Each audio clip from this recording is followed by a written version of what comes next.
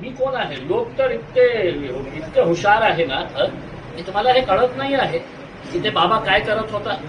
ते खरात ना, हा, ते अशोक खरात ते काय करत होतं का? ते काही लोकांना माहित नाही होतं, काय तिकडची पोलिसांना माहित नाही होतं, काय सरकारला माहित नाही होतं.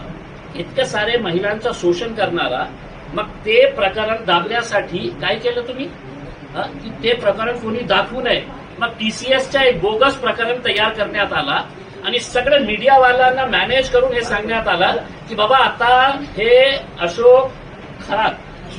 अशोक खराच्या बाबतीत कोणीही दाखवायचं नाही आहे. आम्ही तुम्हाला एक प्लॅटरमध्ये एक नवीन केस देत आहे. 24 तास तुम्ही हेच चालवायचं. टीसीएस मध्ये काय झालेलं आहे, बोगस केस, टोटली बोगस केस. इतके शिकलेले महिला दिसत होते ते. आणि काय आहे, कुठे आहे ते माणूस? समजा त्याच्या जागी एक मुस्लिम असला असता तर त्या चारो साईडने बुलडोजर आणलं असते.